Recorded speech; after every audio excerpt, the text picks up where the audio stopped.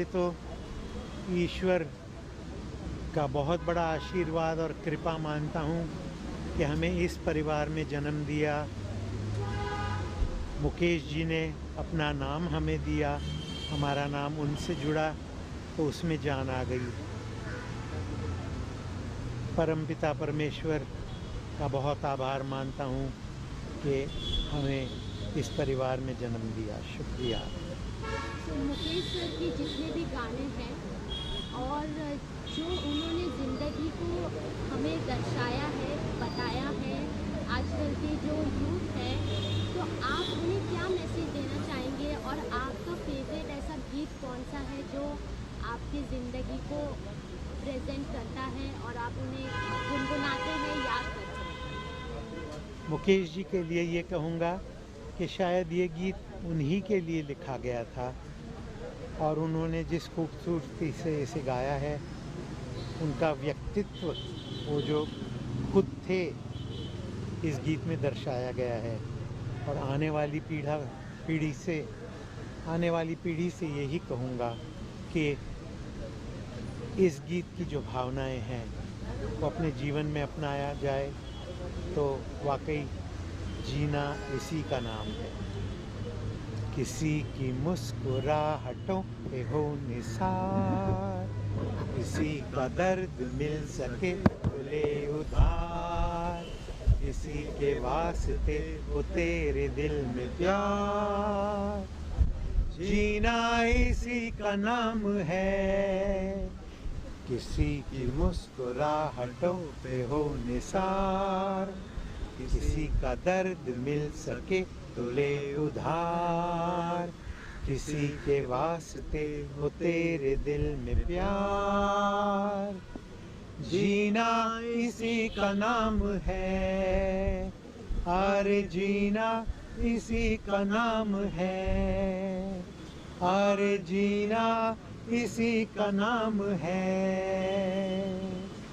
मुकेश जी ऐसे ही थे और आने वाले युग में जो यंगस्टर्स हैं उन सब से मैं हाथ जोड़ के निवेदन करूंगा कि ये गीत को अपनाएं और इसकी जो भावनाएं हैं उन्हें अपनाएं। सर आपसे पूछना चाहूँगी कि आपको क्या कुछ ऐसा मैसेज आपके दादाजी हैं तो क्या कुछ मैसेज आपको उन्होंने दिया है जो हमें हमारे साथ शेयर करते हैं? अनफॉर्चुनेटली मेरी मुलाकात कभी मेरे दादाजी से हुई नहीं, मगर मैंने हमेशा ये माना है और ये मैं कहता हूँ कि वो हमेशा हमारे साथ हैं और रहेंगे। मेरे पिताजी के ज़रिए जिस किस्म की परवरिश हम सभी को मिली है, शायद ही वो प्यार, शायद ही वो इज़्ज़त हमें कहीं और मिलती। उसके लिए मैं ऊपर वाले से बहुत बहुत शुक्रगुजार हूँ कि हमें इस परिवार का एक हिस्सा बनाया, हमें यहाँ पैदाइश दी। मेरे बचपन की यादें अगर मैं ज़रूर कहना चाहूँगा, मेरे दादी के मैं बहुत ही करीब रहा था और उनके ज़रिए मैंने दादाजी की बहुत सारी ऐसी चीज़ें जो हैं जानी हैं, उनके बारे में जानी हैं। तो कहीं ना कहीं वो जो एक कमी महसूस करता था वो आज महसूस इतना नहीं होता। लगता है कि वो आज भी हमारे साथ हैं। मैं उन्हें पर्सनली बहुत अच्छे से जानता था और उतना ही प्यार, उतनी ही इज़्ज़त हमें उनसे मिली है। और मेरे पिताजी के ज़रिए मेरे पिताजी ने उनके गीतों को आज तक ज़िंदा रखा है। शायद ही किसी पिता का ऐसा बेटा हो। मैं गर्व के साथ बहुत ये कह सकता हूँ कि मेरे पिताजी जैसा कोई बेटा नहीं और मेरे बेटे जैसा कोई बेटा नहीं। But it's a fact, it's a truth that there is no man a greater son than my father. मेरे पिताजी ने अपनी पूरी ज़िंदगी अपने पिताजी की यादों के लिए, उनके प्यार के लिए, उनकी इज़्ज़त के लिए अर्पण कर दी है। उनका नाम नितिन मुकेश रखा है। बहुत लोग नहीं जानते कि मेरे पिताजी एक निर्देशक बनना चाह रहे थे। जब मेरे दादाजी का देहांत हुआ, उन्हें कोई और चॉइस नहीं उस समय रहा, उन्होंने प्लेबैक सिंगिंग की, मगर उनकी यादें ज़िंदा रखी। और मेरा फ़र्ज़ बनता है कि अपने नाम के साथ मैं अपने पिताजी का नाम जोड़ा रखूं। उन्होंने अपने पिताजी के लिए किया है, नितिन मुकेश, इसलिए मैं अपने आप को नील नितिन मुकेश कहलाता हूँ। और मेरे साथ मेरे पिताजी और उनके पिताजी की याद हमेशा जुड़ी रहे। यही मैं ऊपर वाले से, ईश्वर से प्रार्थना करता हूँ कि मुझे इस लायक बनाए कि मैं और मेहनत करूँ अपनी ऑडियंस के लिए, और ज़ोरदार काम करूँ, उनको एंटरटेन करूँ, बट मेरे ज़रिए इनकी यादें हमेशा जुड़ी रहीं। सर अभी हमने सर राज कपूर जी ने कहा था, मैंने कहीं पढ़ा था, मैंने कपूर जी ने कहा था कि मेरी आत्मा है, मेरी सौल है मुकेश जी। आपने क्या राज अंकल हमेशा ये कहते थे कि मैं तो मात्र शरीर हूँ, मुकेश मेरी आत्मा है, मेरी रूह है। और उसी तरह ये प्यार और इज़्ज़त उन्होंने निभाया। ऐसी दोस्ती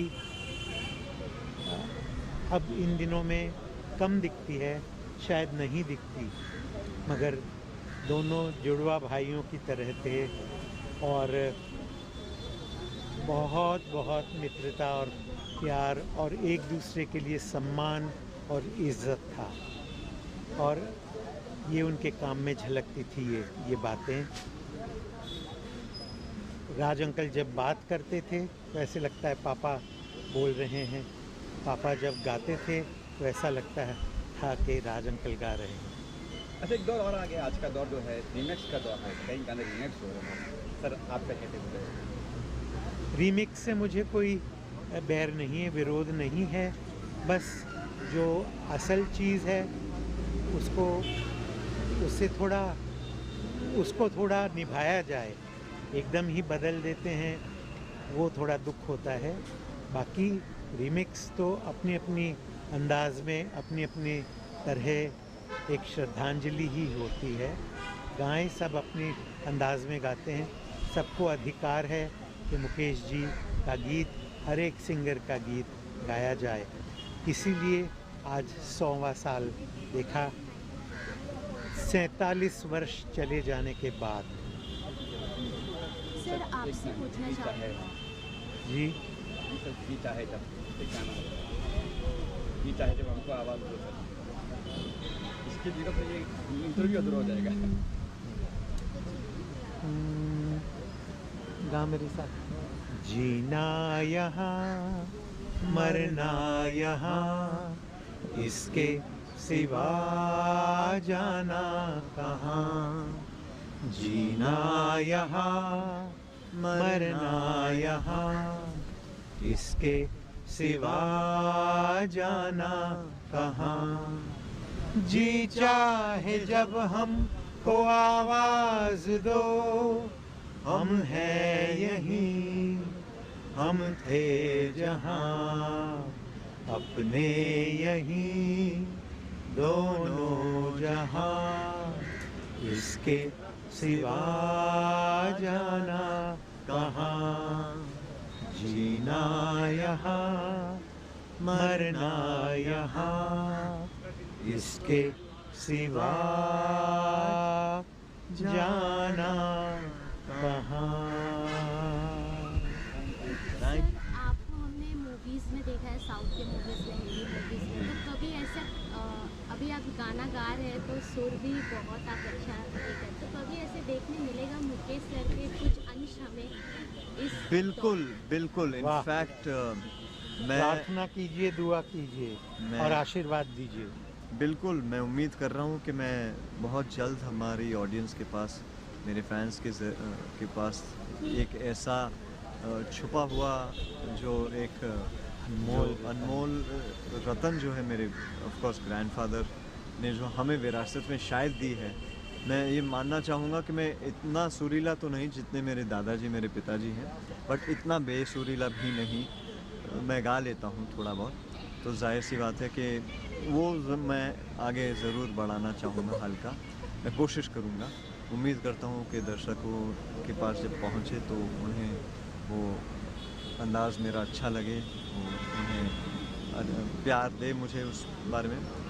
तो धीरे धीरे, मगर पहले एक बतौर एक एक्टर के ज़रिए आया हूँ, फिर एक राइटर भी बना हूँ, एक प्रोड्यूसर भी बना हूँ। अब जी एक ये ज़रूर करना चाहूँगा और इसी साल मैं उम्मीद कर रहा हूँ उसकी भी चीज़ें जो हैं बहुत जल्द आपके सामने आएंगी। हाल ही में मैंने मगर मेरा एक म्यूज़िक वीडियो ज़रूर किया है, जिसके लिए हमने दुबई में शूट किया है। वो मेरा पहला सिंगल वीडियो है जिसमें मैंने फ़ीचर किया है। गाने का नाम है तू मेरी आशिकी और गाने के निर्देशक हैं अभय अंशुमन जी। मेरे साथ हैं श्रेया शर्मा जो कि एक डेब्यूटेंट हैं, और अमर झुंझुनवाला जी ने इस गाने को प्रोड्यूस किया है। तो मैं बहुत खुश हूँ इसके आउटपुट से। उम्मीद कर रहा हूँ कि ये सिंगल के ज़रिए मैं हमारी एक वो म्यूज़िकल ऑडियंस के पास तक पहुँचूँ, और फिर जी हाँ, इसके बाद पहला कदम वही होगा कि मैं अपना खुद का एक गीत जो है हमारे दर्शकों के पास